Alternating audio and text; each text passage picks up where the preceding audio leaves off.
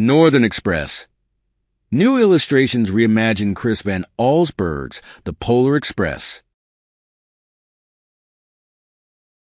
On Christmas Eve, many years ago, I lay quietly in my bed. I did not rustle the sheets. I breathed slowly and silently. I was listening for a sound a friend had told me I'd never hear the ringing bells of Santa's sleigh. There is no Santa, my friend had insisted, but I knew he was wrong. Late that night, I did hear sounds, though not of ringing bells. From outside came the sounds of hissing steam and squeaking metal. I looked through my window and saw a train standing perfectly still in front of my house. It was wrapped in an apron of steam. Snowflakes fell lightly around it. A conductor stood at the open door of one of the cars. He took a large pocket watch from his vest, then looked up at my window. I put on my slippers and robe. I tiptoed downstairs and out the door. "All aboard!" the conductor cried out. I ran up to him. "Well," he said, "are you coming?" "Where?" I asked. "Why to the North Pole, of course," was his answer. "This is the Polar Express." I took his outstretched hand, and he pulled me aboard. The train was filled with other children, all in their pajamas and nightgowns. We sang Christmas carols and ate candies with nougat centers as white as snow.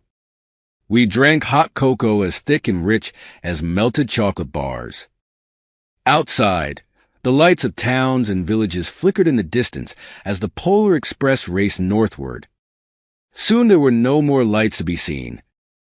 We traveled through cold, dark forests, where lean wolves roamed and white-tailed rabbits hid from our train as it thundered through the quiet wilderness. We climbed mountains so high it seemed as if we would scrape the moon. But the Polar Express never slowed down. Faster and faster we ran along, rolling over peaks and through valleys like a car on a roller coaster. The mountains turned into hills, the hills to snow-covered plains. We crossed a barren desert of ice, the great polar ice cap. Lights appeared in the distance. They looked like the lights of a strange ocean liner sailing on a frozen sea. "There," said the conductor, "is the North Pole." The North Pole. It was a huge city standing alone at the top of the world, filled with factories where every Christmas toy was made. At first we saw no elves. "They are gathering at the center of the city," the conductor told us. "That is where Santa will give the first gift of Christmas." "Who receives the first gift?" we all asked. "He will choose one of you." "Look," shouted one of the children, the elves. Outside we saw hundreds of elves. As our train drew closer to the center of the North Pole, we slowed to a crawl. So crowded were the streets with Santa's helpers.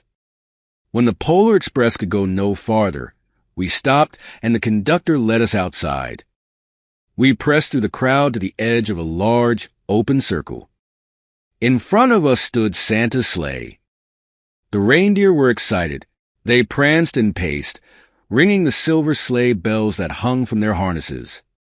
It was a magical sound like nothing I'd ever heard. Across the circle, the elves moved apart and Santa Claus appeared. The elves cheered wildly. He marched over to us and, pointing to me, said, "Let's have this fellow here." He jumped into a sleigh. The conductor handed me up. I sat on Santa's knee and he asked, "Now, what would you like for Christmas?" I knew that I could have any gift I could imagine. But the thing I wanted most for Christmas was not inside Santa's giant bag. What I wanted more than anything was one silver bell from Santa's sleigh. When I asked, Santa smiled. Then he gave me a hug and told an elf to cut a bell from a reindeer's harness. The elf tossed it up to Santa. He stood, holding the bell high above him, and called out, "The first gift of Christmas."